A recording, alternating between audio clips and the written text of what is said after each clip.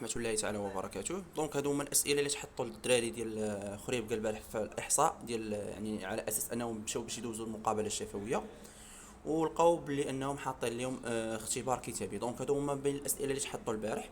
دونك قالك هنا الأسئلة تقييم التكوين عن بعد. دونك أول سؤال: لا تهم الخصوبة الإجمالية النساء المطلقات والأرامل، واش صحيح ولا خطأ؟ الخصوبة الإجمالية واش كتهم النساء المطلقات والأرامل، واش صحيح ولا خطأ؟ السؤال الثاني: هل يتم إحصاء أجنبي قدم إلى المغرب يوم 25 غشت 2024 وينوي المكوث أكثر من سنة، نعم أم لا؟ بصراحة أسئلة في المتناول، والله من الأحسن أنك كيعطوك وقت للتفكير أحسن من أنها في الشفوي يبقى يشوفك وتشوف فيه. دونك هادو كنظن أن الكتاب أحسن. يتم توطين الخرائط للبنايات بالوسط القروي يوم 30 31 غشت، واش صحيح ولا خطأ؟ يعني إلا كنت مراجع مزيان وخدمتي الاختبارات ديالك راسك عنا وراجعتي كاع الاختبارات غتمشي غدوز مزيان. حدد على التوالي نوع على التوالي نوع النشاط الافراد الاسره. رب الاسره متقاعد ويعمل حاليا. بقالا زوجته تقوم باشغال المنزل فقط. دونك قال لك حدد على التوالي يعني نوع النشاط لافراد الاسره، ياك.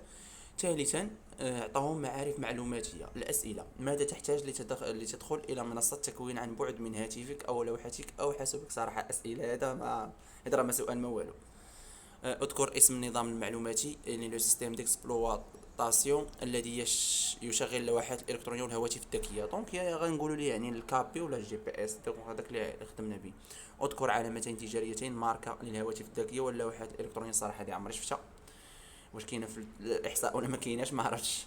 واذكر اسم تطبيق يستعمل في الكتابه على اللوحات الالكترونيه، وهذا التطبيق وقيلا كابي. هذاك حنا هنا وقيلا جي بي اس، وهذا التطبيق كابي. رابعا واعطاهم الاسئله: كان هل تعاني من مرض مزمن، نعم ام لا؟ بطبيعه الحال راه لا. هذا اختبار بسيكوتيقني للناس اللي مدوزين البوليس هما اللي غيعرفوا هاد اللعيبه ديال هل تعاني، هل انت مريض، هل انت المهم الناس اللي مدوزين البوليس راه غيعرفوا هاد اللعيبات هادو. هل تعاني من مرض مزمن، نعم ام لا؟ هل انت مستعد للعمل في اي مهمه او وكلت اليك؟ يا اي مهمه راه نعم ولكن ما تقولش زعما نورمالمون مهمه اخرى من غير احصاء يقدروا يعطوها لك. المهم: هل انت مستعد للعمل في اي منطقه في اقليم خريبكا، نعم ام لا؟ بطبيعه الحال نعم. وصافي راهم اسئله في المتناول. كنتمنى لكم التوفيق الدراري، كنتمنوا الدراري ديال خريبكا يراجعوا الاختبارات مزيان، لان هادو اسئله ديال الاختبارات يعني ديال يعني ماشي شفوي. الاختبارات كتكون ضروري كتكون شويه صعيبه على الشفوي.